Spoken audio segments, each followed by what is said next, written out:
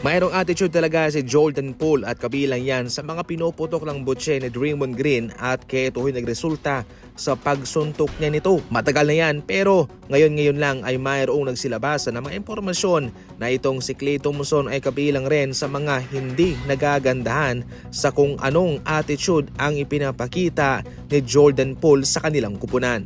Ayon kasi sa impormasyon galing kay Team Kawakami, gusto raw kunin ni Jordan Poole ang starting position ni Klay Thompson noon. Hindi naman daw vocal na player itong si Klay Thompson pero alam mismo ng mga tao doon na deserve ni Klay ang posisyon na yon kung saan pinaghirapan niya at pinagtrabahuan niya ang starting position na yan sa Golden State Warriors kasama si Stephen Curry. At kaya hindi nga talaga basta-basta na aagaw ka na lang ng posisyon ng ganun-ganun na lamang, especially kung ikaw ay bagong salta pa. Si Jordan Poole ay isang legit na scoring machine para sa Golden State Warriors at malinaw na sana na siya na ang susunod sa yapak ni Stephen Curry kung ito'y magre-retiro na. Subalit nga ho sa kanyang attitude na ipinapakita sa kanyang immaturity, ito ho'y hindi nga ho nagustuhan ni Draymond Green and Klay Thompson at iyon ho'y nagresulta sa pagtitrade ng Golden State Warriors sa kanya sa Washington. Sa ngayon naman masaya na si Klay Thompson sa kanyang bagong team na Dallas Mavericks na despite sa kanilang mga pinagdadaanan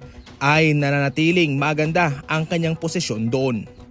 Game 6 pa lang bukas ng Knicks at ng Indiana Pacers pero kumakalat na sa ngayon itong mga sombrerong mayroong tatak na Game 7 para sa New York Knicks. Tila na pre-predict ng araw ng Knicks ang kanilang tadhana na magkakaroon daw ng Game 7 pa laban sa Indiana. Sa simulat sa poll ay marami na nga mga nagsilabasang mga NBA script na kung sino raw ang totoong makakabante, kung sino ang mananalo, kung sino ang magkakampyon. Well, sa puntong ito mga idol, eto nga ay nakalatag na ang sombrero ng Knicks para sa Game 7 in which wala pa namang kasiguraduhan kung mayroon pa bang Game 7 sapagkat delikado rin silang ma-eliminate laban sa Pacers sa Game 6. Well, ang maganda pa rito, kabilang si Scott Foster sa mga mag-o-officiate sa mga referee sa labang iyon. Kabilang siya sa mga refereeing paborito ng NBA sa mga gantong sitwasyon. Dahil dyan, siya nga rin ho'y binabansagang the extender. Kabilang siya sa mga inilalagay ng NBA kung mayroong mga labang dapat i-extend o dapat pang pabutin sa Game 7. Kung sino ang malakas, yun ang piliin mo. Kung sino ang team mo na sinusuportahan, yun ang piliin mo. At kapag panalo sila, syempre matik jackpot ka. Ganyan lang po kasimple. Pumili ka lang dyan para makatalpak sa mga laban, especially ngayon. Ang link ay nasa comment section lang. Pindutin, magparehistro sa mga first timer at mayroong malaking bonus na naghihintay sa inyo. Tandaan, maging responsable lang po. Sa kabilang banda ay naging seryoso naman itong Denver Nuggets sapagkat hindi nila pababalikin na ang mga expiring assistant coach nila sa kanilang kupunan. Kabilang dyan sina Ryan Saunders, Popeye Jones, Charles Glass, and Stephen Graham. Kabilang yan sa mga assistant coach na hindi nila pababalikin.